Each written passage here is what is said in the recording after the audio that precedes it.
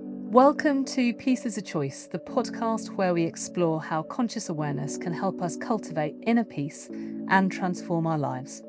I'm Natasha Wallace, and in each episode, we'll hear from guests about their personal journeys, the challenges they've faced, and how they've found greater levels of peace in their lives and positively impacted the lives of others. So today I'm joined by the inspirational Tom Vaughton, founder and CEO of Varn, a leading SEO and search marketing agency. Tom's passion goes far beyond search and digital strategies. He believes that curiosity, creativity, and connection with nature lead to better thinking and stronger teams. That belief inspired him to create Varn's unique woodland office, an innovative outdoor workspace for his team. From there, Tom launched VarnFest and VarnFest Future Leaders, which are unique woodland business festivals that bring people together to share leadership journeys, creativity and inspiration, all in the great outdoors. So welcome to Peace is a Choice, Tom. Thank you, Natasha. Great to see you again. So you're actually in your woodland office today, aren't you? Yep. Slightly fresh, but lovely and sunny. Yeah, and not sitting outside because it is quite chilly still. Do you actually work outside sometimes then? I'm guessing you must do. Oh, yeah. I mean, when it's warm enough, it's amazing because you just sit there, you can work anywhere, really. You've got a second screen and a laptop and a keyboard. You just plug it in and off you go. Well, so every now and again, I end up in the forest or in some sort of country park thinking, I know, I'll go and work here. Every single time I do that, of course, I just don't have enough broadband. So you guys must have some like fibre plumbed into the woodland or something. Yeah, yes, essentially. One of the aims was we're not just doing it for fun, but we've got to be a business that runs efficiently and well. So having good internet was key. So we started with Starlink, which is like a satellite, which was great actually. But then we managed to run a really long fibre line to the woods. So that's really key because you can't do it half-heartedly. Really. No, well, I mean, that sounds like that would have been a big investment just to start with, just getting your broadband up and running in the forest. I mean, I can tell you the story of how we got there. It did cost more than we thought, but interestingly, the learning is it turned out to be more of an investment than a cost, is what I would say. Yeah, great, fantastic. And how many people do you have working in the office there with you? It can be up to 25. It's normally not everyone's in because people have got meetings, so it's probably normally about, I don't know, 10, 15, something like that, because people are out and about or come and go and that sort of thing. And before we get into, we want to talk about the woodland, we want to talk about your purpose and passions. But just out of interest, what do you actually do? Like we had a brief conversation about it's not search engine optimization anymore, it's just search. So like, explain. Our aim as a company is really to work with businesses to help their content, their brand, their website to perform better online. So it's showing up where people are looking, which obviously traditionally, I say traditionally, it sounds mad to say traditionally when talking about search engines, but traditionally was on Google, maybe Bing, if anyone's ever heard of that. But now because of AI and people having conversations almost with AI, also sharpen those answers and be cited as the reference. So that's why we sort of call it search marketing, I guess, rather than search engine optimization of marketing, just because it's evolved, but it's fundamentally very similar. Well, so I saw a post yesterday. Mm-hmm. It was an Instagram reel, and she'd called it "I'm so embarrassed." And what she was saying was, I've made £145 million in revenue over the last few years, doing talks and global travel, consulting, etc., etc. But it sounded like her work's dried up. And she said, I've realised I need to learn how to use social media in order to continue my business on. And whether that was just bloody brilliant marketing and a way for her to say, hi, here I am, and that's gone viral, I thought, yeah, actually, I think I've experienced something similar with my business where I never really had to go and find work. It just sort of came to me generally through referrals. For the very first time in my self-employed life of like 9 years, just over the last few months, I've been thinking, oh God, I really do need to learn how to do this social media stuff and learn how to be found. Do you think Do you think that's a fair assessment of how things are moving in a world of marketing? You have to get good at this social search stuff. Like I said, it'd be interesting to know what that person on Instagram did before. I think there's certainly a truth, and I've seen it as more prevalent in the past, where if you had a really good search strategy, like search engine strategy, just focus on search engines, you could do really well. But arguably, you were slightly cutting corners because you're putting all your eggs in one basket. So you did get a lot of people that got a lot of business, whether it be lead gen or e-commerce, from doing really good SEO or just cutting corners and slightly cheating. But either way, getting a lot of traffic and sales through it.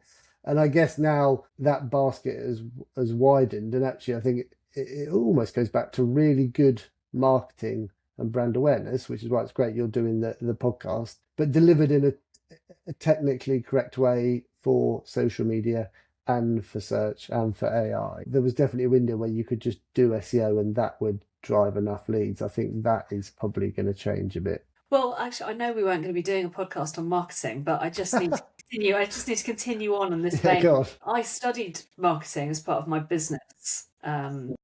And I can remember them saying at the time, only 50% of marketing works, but you never really know what 50% it is. And part of the magic is figuring out how to actually make it work. But it does strike me that a lot of marketing these days just doesn't really get the desired results. Like, do you see that? Or it's a great question. Actually, it's funny you mentioned that 50% stat, because I was going to quote that, asking about that Instagram post, because probably 50% of social media posts aren't true. Yeah, it's a great question. I think it depends why you're doing it. There's certainly an element of marketing where you need to test and expect to fail. And there's elements of it where you can look better than you are at it just because you're in the right place at the right time. Right. I mean, certainly from a search market perspective, I used to run a web shop that I set up probably in 2002 or something, back in the early days. And I did amazingly out of it. But I wasn't as good as I thought I was. I was just an early adopter. And as soon as that Amazon and some of the big players came along, I was soon knocked off my perch because I just got complacent, if I'm honest. So I think there's certain things where you need to keep evolving, and just if you found something that winning, you can't just keep doing it. There's also a part of marketing. Yeah, we're noticing a lot with clients now where a lot of our strategies we're trying to link back to business metrics like KPIs, and actually CFOs, finance people are more involved in the pitch than they used to be. So I think there's definitely, you're right, people are aware that they're almost too scared of missing the new thing, so they put money on it, but it doesn't turn out to work for them. So I think, yeah, you can definitely waste money. There's a fine line between wasting and testing. And that might come back to how people don't spend enough time either, I think, and we don't either, to be honest, recording where their leads come from and why and how and what were the touch points, because it is quite time consuming and you're normally too busy trying to either do the work or do the proposal. But actually, if it's higher value, especially B2B or lead gen, trying to find out how they heard about you, what were the touch points, what was the value, how long it took, is really key. But it's amazing how many people don't do it in enough detail. And then when there is a dip, it's hard to know what that dip was or what the competitors have done. Because it might be one of your competitors, I don't know who say your main competitors are, have relaunched their website. Or, and that's just pushed you slightly to the side. Some of what we do is competitor monitoring, to sort of understand what they're doing and when changes are coming. But I'm probably us, we've looked really good, but it's only because a competitor's done something really daft on their website. Right. Yeah, so yeah, I think there is a chunk of it. I would just look at it rather than wastage, I would look at it as testing and what can you learn from it and do differently. Do we still call it testing if none of it works? Well, I suppose, yeah, I mean, that's a great question. I guess, have you done it in a way where you can learn from it and what are you tracking? So I guess, if you don't go into it as a test, then probably you can't call it a test.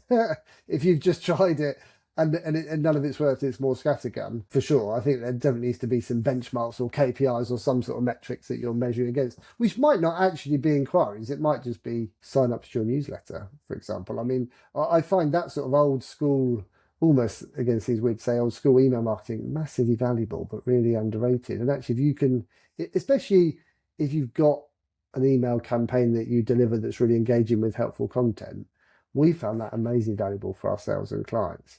But almost people just want to drive the lead immediately. And I think maybe consumers, especially with AI actually, maybe consumers want more help before they communicate. So it might be just looking at the content you create, which again, why is the podcast is interesting, I think. Yeah, okay. Well, that is really interesting. I'm sure it'll be interesting for our audience too. Why did you get into marketing in the first place? So I did a degree in biology, not marketing. So I took a job in a training company that sort of ran team development and team building programs and training, which is interestingly why I think I was sort of got into work environment and how we work, which I'm sure we'll talk about later. But I was the most technical person in the office in the late 90s. So I got a bit interested in how you build websites. Our office then burnt down, and with it, all our paperwork. You used to post out brochures back in the late 90s. You'd post a brochure out or whatever, the marketing material. We lost all that. So the boss was like, well, what are we going to do? And I was like, well, actually, send people to this thing called a website. And you can download this thing called a PDF, but you just had to download the PDF viewer first. But we did that, and actually it just started working really well, and we could respond much quicker to quotes. And although it was really stressful having this office fire, obviously, it sort of forced us to iterate, and then we saw the value in it. And then I was aware that we were suddenly getting inquiries that people we didn't know or we hadn't marketed to, and we realized that was through the website and through search engines that don't exist now. Well, I mean, Yahoo does, but there was a search engine called Dogpile, for example, back in the day. And we were getting these inquiries, and I was like, I just got into it that way because I think I was quite intrigued by data and the reason why. But yeah, I just got into it and I've never got out, essentially. Wow. Yeah. And I'm guessing it's changed a lot over the years. Yeah, it's funny. It has changed. I think that suits my personality actually, because I can't concentrate on one thing for that long. So I think weirdly, that's probably why I've enjoyed it, because it has been changed. And actually, interestingly, SEO from 2014 to 2024 didn't change a lot. Actually, in hindsight, it had got a bit formulaic. And I was reflecting sort of over Christmas, I guess, New Year. I think that's why I've enjoyed it loads more the last year, because AI is the impact's been huge and it's evolving again. And that's like the early days of SEO when you'd go to conferences and everything was changing all the time. And it was like, wow, this is exciting. How do we keep ahead of it? And yeah, you're right. There's a lot of change, but I think that suits my personality actually, weirdly. Have you been able to apply your biology degree in any way? I mean, I think in my first job interview, I said transferable skills, which is the classic line where you do a job application which has nothing to do with your degree. It has only in as much as we do work with quite a few healthcare clients, and there is quite a few rules and regs and unusual words, and it helps if your brain likes science or has that background. So actually, weirdly, it's probably been helpful about 8 times when the people we're pitching to have found out I did science, and I'm not a scientist, but that's come up and that's helped. That's built that bit of the business, because we've also got a sort of health arm that just does healthcare search marketing, which is actually, as a side note, really important, because AI, and you might know this if you've ever searched for an illness you've got or something on AI, it can hallucinate sometimes, which is not answered correctly, essentially. And I'm quite passionate about that's a shame that happens, but I do think it's the healthcare and the pharma companies' responsibility to help get it right, because they've got the content. The AI is just learning from somewhere, and it's clearly learned from the wrong place. But that's because a lot of people won't share their content and their opinions, so it learns from the wrong place. So I think we're trying to sort of help some companies get more involved in that conversation, so they say the right answers. I mean, I'm part of a network at the moment. We talk about AI all the time. I mean, all of the time. We've even got a channel on WhatsApp that is just for AI. And we got into a conversation this week about, which was quite funny, about the fact that, some of us are using more than one AI platform. And like, does that mean that we're cheating on our, because some of us have named our AIs, so we feel like we're actually in relationship with them. Yeah, I mean that you're not uncommon, I think, with that. But again, like the early days of SEO, honestly, there was at least 10 or 12 search engines Yeah. and probably 8 or 9 different web browsers. And it's the same now. There's loads of different options. And probably in a few years' time, it will drop to 2.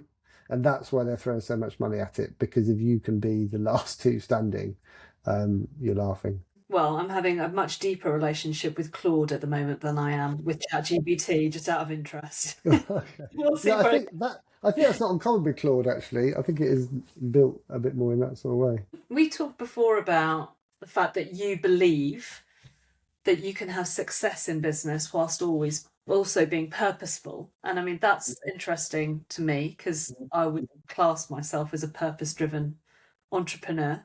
And conscious leadership is all about purpose and being human and treating people well and fairness and equity and all those sort of great things that go alongside purpose, I guess. What first inspired that mindset in you? They say it takes a village, don't they, to raise a child? That's a sort of classic saying. I think if I look back, it's probably a combination of loads of different people. So obviously my parents and their approach, I guess, to work, life, community, and the world and the part we play in it. You pick that up a lot from your parents. I think my faith plays a big part. I think my experience of working for businesses before I set up Varn, like I said, that team development company was amazing because you saw different teams from board level to junior and how they interacted and the impact that managers had on a team. And that was I didn't realize at the time, but really helpful. I've got children. You just want to try and leave the world better than you found it. And obviously the government plays a big part in that, but I do think it's a bit lazy just to rely on that. And I do think we should all just play a part in trying to make the world better in a way, in any way we can, however small the problem is. And I think that can be hard because sometimes you think there's no point because it's too small, but it's like voting, isn't it? We all vote and that all adds up to a bigger picture. Out of interest, if you don't mind me asking, because this was definitely not on our list of questions, um, I would like to talk about your childhood experience because increasingly in the work that I'm doing, I I think that there is a correlation between the stability, security, and safety that you experience in childhood and your ability to show up in a way that is purposeful and loving actually in adulthood. You get love in childhood, you give love in adulthood. That's the thing I'm starting to see. And if you don't get love in childhood, it's harder to turn up as a caring, loving leader. Yeah. But let's see if you prove or disprove my theory. Do you think that you received a good level of love, stability, security in your childhood? Yeah, I mean, I would say I was really fortunate. And that, in fact, my dad died a couple of years ago, and we were sort of reflecting on how actually we were just fortunate to have a dad and my mum still around, but they were both really caring. Not perfect because as a parent myself, none of us are perfect, are we? There's some weird stuff I read the other day, which do check if anyone's listening to this on the internet. But it was something like you spend 80% of the time you'd ever spend with your children before they're 18 or 17 or 16 or something like that. So obviously, like you said, that impact you have as a parent at a young age is huge, isn't it? Because the older they get, rightly so, the less control you have, obviously. But yeah, my parents were stable, and actually, I think most importantly, were very clear that they didn't really care. They did care, but how we did at school didn't really impact how they respected us or loved us. And I think that's the key thing. So we couldn't earn it. So therefore, you're perhaps more willing to take a risk because actually it's not a fail. It's you've learned and it doesn't impact your core support. I imagine there's a link, even because you just feel more settled. Cracked it. That's it. I think that is ultimately it. You're more regulated and you've got a higher level of esteem, and therefore you're more secure in yourself. And so then the way you show up is more secure. But on that, actually, it's like you're lining these questions up for me. So I ran a workshop yesterday and we were talking about, it was actually called Managing Effective Relationships, but as part of the content of the workshop, we talked about what leads to healthy, thriving relationships.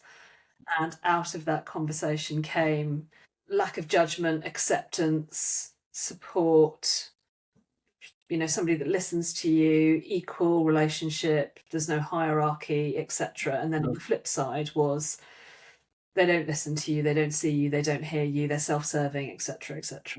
But we also talked about the ability to embrace failure as being a really important part of being good at relationships. And the link between those things was like, if you can accept that we're just all human and we're imperfect and we get things wrong and like we're doing our best, and if we're motivated to do our best and we get things wrong and therefore we can probably apologize and we've got some humility, then we can be in relationship better with people. I mean, would you subscribe to that thinking? Yeah, I think humility is key, isn't it? I think the challenge is sometimes with maybe I don't know with social media, but with the media communication at the moment is that sort of alpha personality, strong, physically amazing, done loads of stuff is key. But actually, I think probably on the balance, I'd say now I'm getting a bit older, that humility is key to. I mean, defining success is obviously a key metric. First, depends what you mean by success. If it's followers, then maybe it is being the alpha character. But I think, but in my mind, success it would be being humble and realizing you're not perfect. I still remember being at a wedding actually, and the guy talking, a friend of ours called Michael actually was he's talking about actually you need to be if you're in a relationship each other's biggest fan. So that'd be the same with friendships, I guess. But you've always got each other's back, but you're each other's fan, knowing that the other one will make mistakes, but you've got each other's backs and you're the one that's looking out for the other. And if you both can do that, then you might get through, navigate the challenges. Because actually, like in business, it's completely not true that most people go through the Hollywood relationship life cycle where it's like, oh, we all just settle off, into the sunset. But we're all trying to be perfect and not admit we've got weaknesses and we fail. As a manager as well, actually, because if you fake it too much, people think, oh, I can't be a manager because I don't do all those things and they never make any mistakes. And it's because we're too scared of admitting them. I remember when we were smaller, we plateaued as a company for quite a while. I think that was because I wasn't being open enough with the team and setting clear goals, because probably deep down, and I never said it was this publicly, but I was probably scared of not hitting them and looked like a failure because we hadn't hit them, because I think it was my fault, which it could have been. But if you don't set targets, then you can't fail, right? So, and everyone thinks whatever you did was planned and success. But so I think it is, being open and being honest is key. It's just hard nowadays, perhaps, to do that with either it looking like a sort of vanity signaling to try and get social media followers, which I think does make it tricky, doesn't it? It does. But I mean, let's talk about your leadership style, because I think that it'd be quite useful. So another thing that came up yesterday was like, what's the opposite of a blame culture? If a blame culture is about defensiveness and protecting yourself and not admitting to mistakes and hiding things and, all that's lovely stuff, then the opposite of that is probably a learning culture where you're like, well, we will make mistakes, so let's learn from it. And actually, if that's not working, we just need to fix it. And let's not apportion blame. Let's just say, well, it's not working. So we all have to take accountability in that type of setting. But let's do it in a way that we're always learning and growing, rather than looking at it through a lens of failing, mistakes and blame. I'm just going to make an assumption here that you're more orientated towards a learning culture. But like, how do you tend to lead on a day-to-day basis? Regarding if something goes a bit awry, I guess I think our approach would always be, rather than ask who when it's gone wrong, like it's ask why. And I read it in a book. I can't remember the book, but it's like if you ask why 5 times in a row, you normally get to the bottom of it. So I think ours is normally, if something goes wrong, it's like either someone's not been briefed properly, or we've not understood the brief, or the person's not had the training, or it's not in their wheelhouse of expertise or skill base or aptitude to do it. I think so. I think my style is almost like, well, how can we help people to be the best version of themselves? But I think if I've certainly realised, weirdly as a side note, so if I've been doing Varn 15, 16 years, I've enjoyed it the last 3 years more than I ever have. And I've enjoyed it every year, but that's quite unusual, I think, if you've been doing it that long to not be a bit broken from it. And that is because I think now I'm in a seat and a role that energizes me, but uses my skills and experience. So what we've been trying to be more intentional with the team is the same thing. And actually, if there's mistakes, it's normally because people are in the wrong seat, or if there's blame, it's because they're out of their depth or bored. So it's like, actually, how can we look at everyone, get them in the right seat? And if you can have that honest and open conversation culture in the company, people are more open. They don't look at it as a fail. They just look at it as a learning. How can we train you, or how can we support you, or why did it happen, and what could be done about it, rather than, just blame. Obviously, if then the same thing happens 10 times in a row, and the person's had training, there's a point where people have to take responsibility for their role. But generally, again, as a manager, that's probably your fault because they're in the wrong role. You can have a learning mindset, and you can say to a team member or somebody that you're working alongside, actually, this isn't really working, so how do we fix it? And normally, because these are sort of mature adults, they're like, okay, well, I need to take accountability for this. So let's work on making it better and you improve it. Normally, of course, there's exceptions to that rule. At home, when your kids basically don't tidy their room for the 176th time, at what point are you like, right, what are we going to learn from this? There's two sides to it, isn't it? It's one about, as the leader, you have to be open-minded and curious and recognize that things change and you need to learn from things to make them better. But there's definitely something about an individual taking accountability, Yeah. or they're just not in the right job. And that's fine if they, I mean, firstly, on the parenting front, we've all been there.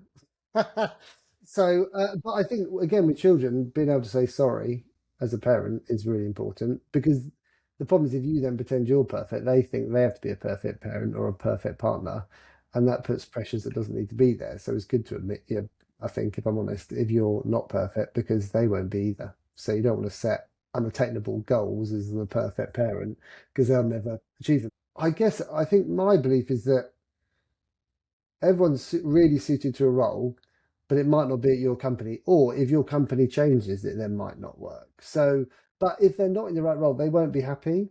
So there's people we've had that have been brilliant, work for us. You could see the energy start to go, the quality of work wasn't there. We tried different things. And we had one really great person, became a teacher, absolutely loved it. And actually, we supported them in the training so they could have days out to go and do work experience and see if they liked it, because it's like life's too short. And but if you get people in the right role, you'll fly. If you get people that are stuck in the wrong role, therefore probably being a bit average, that will massively impact your business and that person. So it's not good for either. So I've really struggled in the past. I think as a team, we're probably a bit nice. So if we think something's not working out, we'll like hope beyond hope that it'll work out. But that's actually not doing anyone a favour, because people know if they're struggling in their role. And actually, I think that something like you spend 70% of your awake time traveling to work, doing work, or thinking about work. If you're not enjoying it or not doing what suits you, that's massively impacting your mental health and how your parent, weirdly, as a side note. So as I've got older, I've been like, actually, it's almost imperative, or it's our responsibility, that if we've employed someone and they're in the wrong seat or need pushing further because they can grow, then we need to be really intentional about that, because we employed them, so it's our responsibility. And it might be it is to work somewhere else, like this example of the teacher. And that's the same with children, actually, because some of them really fly at school because it suits their brain type and some don't. And actually, that's unfortunate because they get marked on grades, but they can be brilliant at doing other stuff outside of school, which is where their career is going to go. Those sort of profiling tools like Myers-Briggs or Belbin or things like that are helpful as a guide to understand that everyone's different. There's different strengths and different personalities, and that's fine. But you have to understand each other. And but yeah, sometimes it doesn't work out. But then it's important to help them find somewhere that can work out. The strengths-based development or strengths-based leadership piece that, I feel very strongly about. But I think that when you are stressed as a leader, I mean, this is where I see the biggest mistakes happening. You feel under pressure and you're not regulated yourself as a leader, and then other people around you are making mistakes, or the work isn't quite going the way you would want it to. Often it can turn into more of a blame game rather than going, actually, maybe they're just not in the right job, or have we given them the right resources, or have I given them the right direction? And the focus is on the person who seems to be the problem, rather than the environment that you're setting up to enable them. But all the managers in the wrong role, because my roles have definitely evolved if I look, and there were some I was better at than others. Do you know what I mean? If you're in the wrong role or people in the wrong role, your job will be more stressful as a manager. What part does faith play in all of this? Once again, that wasn't on our question sheet either. But you said faith earlier, so you're obviously comfortable talking about it. Do you think it has any bearing or influence on how you show up? Well, yeah, it must do, right? Otherwise, it's not a faith; it's a fate. So, because if it didn't, if you, but I think that then comes back to that sort of leadership style of trying to support people, realizing there's more to people than just what you see above the sort of iceberg. and taking responsibility as a manager. But yeah, 100%. I mean, I think if it didn't, you're more saying you've got a faith for vanity or for marketing rather than actually having one. And everyone, in my mind, everyone believes in something. I mean, you either want to get more money, or it's all about your family, or it's about fame, or it's about being judged by other people and proving them wrong. So everyone makes decisions based on some narrative, right? So in my mind, so so then mine probably then comes back to a faith. Yeah, what does that mean, and the responsibility we have in the world to try and look after it as best we can, and the people within that. Do you think that is your narrative? Do you think, from a leadership perspective, that is what the driving force behind your style is? I don't know if there's one. I mean, because generally profit is a driver. I Sure. mean, it's like you can do all those nice things, but if you don't make a profit, people won't have a job. Yeah. So it Yeah. slightly then becomes a bit of, again, a vanity project, or just trying to sound cool. So I suppose, not gonna lie, profit is one of the drivers. It's not money's not a motivator, but in my mind, because I like analysing things, I think my brain's the same in the business. So if we're not hitting the correct profit, it's not because I want to make more money. It's more just means we're not running the business properly, or we're not billing properly, or we're not growing properly, or we've hired incorrectly. So that's a big driver, just because I think that's a good metric to have in cash flow. But then the other, it's multifaceted, isn't it? And then you've got the bit of, your responsibility as a leader and as a person. So I suppose, that it does play a massive part. What do you think your responsibility is as a leader? To lead by example, and generally, I think to support people to be the best they can be. Because I've been fortunate that people have done that with me, whether it be my parent, my mum was brilliant, super brainy, really applied herself, but let us fly off in different directions that suited our brains. But you see it the same with the team. I remember our team spoke there's an SEO conference in Brighton. It's the world's biggest. And one of our teams spoke there, and it was a person who started as an intern. They just came for like a 2 month intern 8 years ago or something. And I was so proud and felt privileged to be part of that journey, to see them grow. Part of my leadership style is, are we all developing and growing as well? So I haven't really answered that in a simple No, I sentence. love it. I mean, Natasha, but you couldn't be more tick box when it comes to conscious leadership. So okay. I'm like, yeah, that's exactly what I wanted There's to probably hear. other things I forgot to say, but it just comes back to being intentional, I think. Yeah, fantastic. Now tell me a little bit about your woodland hub. So what were you doing in the forest or in the woodland? How did you end up in a office space out there, and what difference does it make? Right, so we bought a woods as part of our sort of drive to reduce or sort of manage our impact on the world, our sort of carbon footprint. So there was a woodland that was needed some management and was struggling. So we knew we could improve it. That would help with, carbon, etc., etc. So we had it anyway. So we were fortunate. And the answer won't be the same for everyone, actually. So I'm not suggesting people copy what we do, but we had it. And then lockdown happened, COVID happened, so we couldn't we obviously all work remotely. But I don't know if you remember, there was one Christmas where you could meet outside at a pub, and the pubs all bought marquees to go outside, and everyone sat outside Oh yeah, freezing, no, I do having a remember. pint. Yeah. Staff, so we do like an annual strategy day, and we were like, oh, let's all get together and do it. Well, let's do it in the woods. So I literally tied a rope between two trees, massive tarpaulin, got a load of fire pits, got a TV from my house, and then we set up this. It looked like, if you can imagine, a really cheap version of Game of Thrones, and was probably a massive health and safety risk, but no one burnt themselves. And we ran the team day there. It was a cold day, but it was just about warm enough with all the fire. And the team was like, this is amazing. This is great. And I think then I got a bit excited. I was like, oh, should we put an office in the woods? That'd be brilliant, wouldn't it? And everyone was like, yeah. And I was like, wee. So they ran along with it. And then quite a lot of money later, I was like, oh, probably should have thought about that. But I think I deep down knew it would be an interesting experiment. Going back to testing and failing, it's like, why not? If we can afford it. And actually, that was version one. So we essentially then just used to work in the woods with the sort of temporary satellite Wi-Fi and these battery packs of power. And then that evolved into a more structured place as people came. And actually, a couple of weird things happened. One, it cost money, obviously, but we learned that this is why I go back to my point about looking at staff or your office space as an investment, not a cost.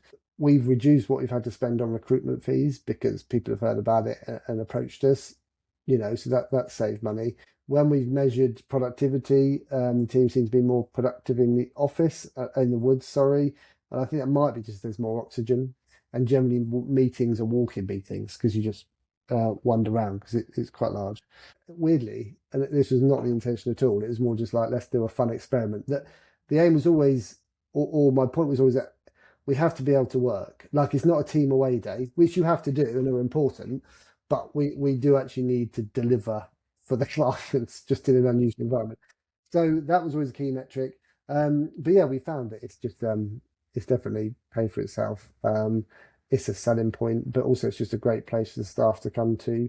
I'm not going to lie, some love it more than others. Some struggle with the compost toilets, and that's fine. And we've learned, it's evolved because we've learned how some people love or find it much easier to come into a structured environment.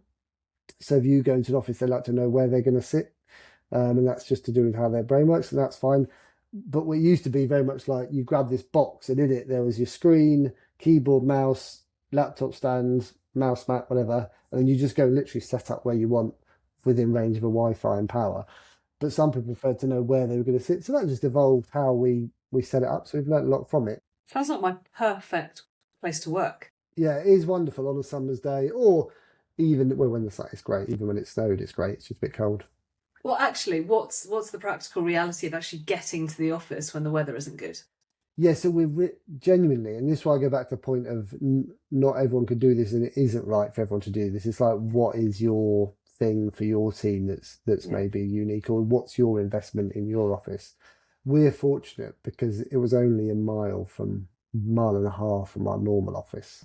So it's not, there's a few things that went our way, as they often do with these things, where so access was actually okay. It's right near where I live. So it's easier to manage it and things like that. So we were fortunate. I mean, you could always get access to these things. It's just the cost. But we have been fortunate. Now, I want to learn a little bit more about VarnFest. So what is it? Why did you set it up, and what difference does it make? One thing I love about my job is just meeting loads of different business owners or managers from SMEs. So we work with SMEs through to FTSE 100 companies. I love the different meetings. I love going onto those industrial sites where there's loads of different warehouses and you go in and they're doing really interesting things. And I think out of that, I realised that they all have similar challenges whilst they're all unbelievably different. So we said a bit of it probably comes back to our culture, but we wanted to do an event that was helpful to our clients originally, actually. And I think someone floated the idea of an SEO conference, and just to be helpful, we were like, no one really cares apart from people in the sector. And quite frankly, that's why our clients are paying us. They don't really want to know. So we're like, and I was like, yeah, but what I have found is that they all have similar stresses and strains. Why don't we run a genuinely, not networking, a day of honest stories from people we know that have had successes and failures and are happy to talk about them. So it came out of that, just trying to support, because it can be a little bit lonely if you're running a team or a business. And again, social media, you don't really want to share. And if you do, everyone's like, oh, they're just doing that to get attention, So I think it was just like, actually, we just want to be helpful.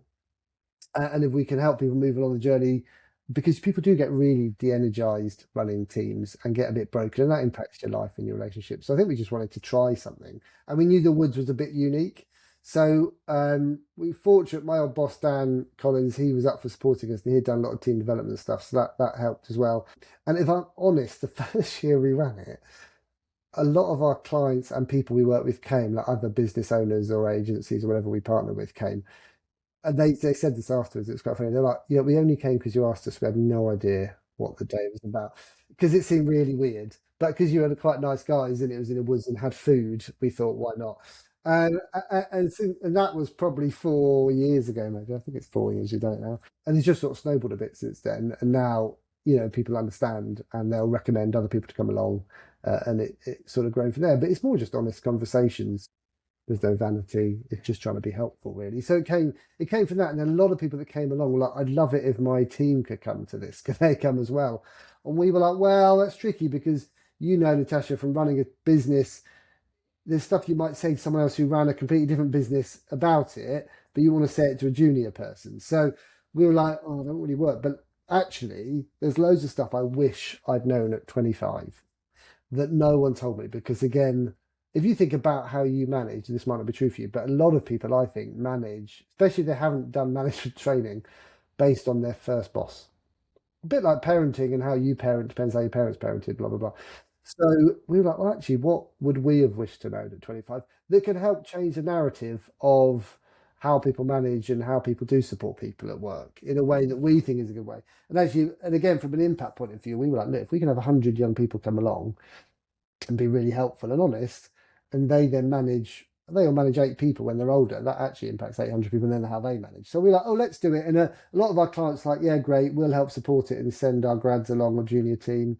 And again, loads of people are happy to again chat about anything from how to manage up through to how to manage failure through to how to manage a LinkedIn account. That day we all love, because it's like you see, we work with a few charities that work with young people from sort of disadvantaged backgrounds. And again, the point of that is to get them along, and they're literally sat next to someone who's a grad at a law firm, and just realise actually we're all people. We're all the same. I can do it if they can do it. So part of it, at least half are normally sort of donated places to get people along. But it just sort of snowballed, really. It's not at all about SEO. So, but it was more just part of our having an impact on the world, I think. It sounds amazing. Just give me an example of a problem that somebody would solve at VarnFest. An interesting thing is how long it takes to have an impact, actually. So I met with some people after the last one, and they ran a business. It was relatively large, but they restructured their senior team based on one of the talks where someone had just been honest about what they'd learned from not structuring a team in the way that suited them. Their wife said they'd been so much happier since they did their sort of restructure, and that was only because everyone was a bit honest at VarnFest about their structures and their challenges and what they had learned. So I suppose that's a real world impact. But it's more the learning is more, if you think about it, you probably don't really ever take time out. So I think the main point is if you can make busy people stop, and it's quite hard to get them to come along because they're like, I haven't got time to stop. But actually, but then people give helpful advice or story. It's more stories than advice, but it makes you percolate about you and how you manage and what you do. And everyone from different sectors. We're quite intentional that it's not just agencies. We've got like people from more charity background as well as government, and it is amazing. But it is that more trying to help people just enjoy work more. I think that's our main focus. But we have had feedback about how it has helped people's business, which has been amazing. I can imagine it must be massively helpful. I mean, that's the majority of my work, is creating safe spaces for honest conversation. Yeah, and with that in mind, I mean, as we wrap up the podcast today, I think stories are everything. Have you got a story to finish on, in terms of your own journey and something that you've learnt about either your role as a leader or a parent or a business owner that could help other people maybe, find a little bit more comfort, peace, satisfaction in their life? Well, two things possibly. One is imposter syndrome is a massive thing.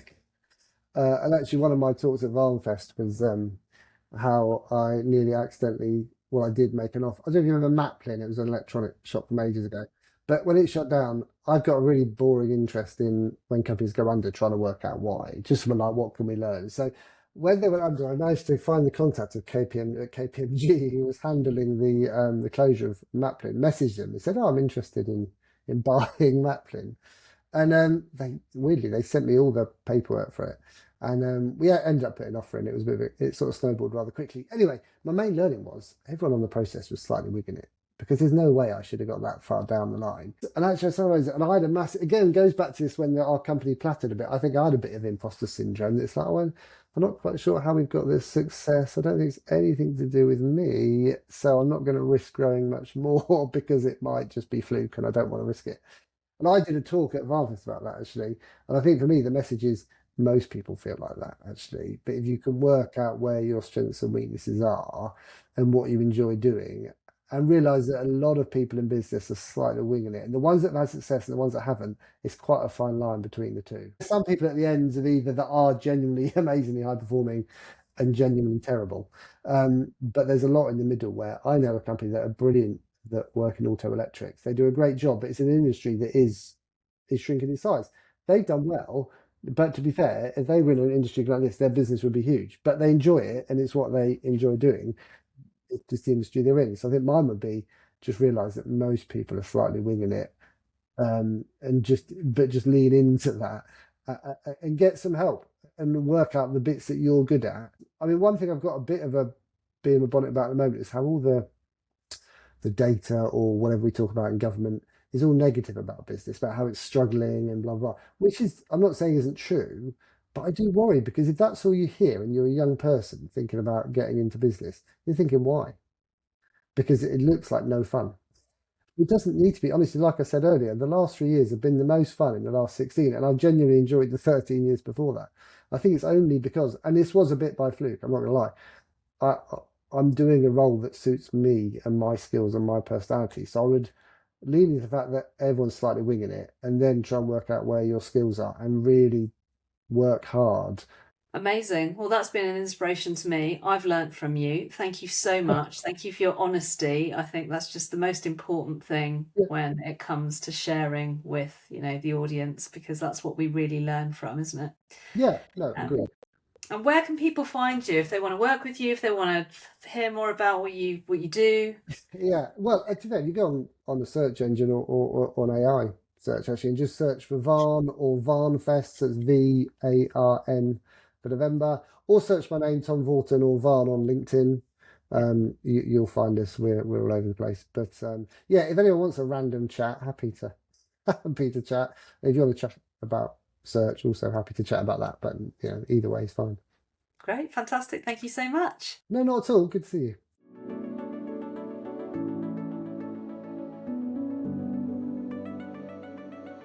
Thank you for listening to Pieces of Choice. For any information on what we've covered in today's episode, and to connect with my guests, head to the show notes. It would be great if you could rate and review the podcast and subscribe now so you don't miss out on any future episodes.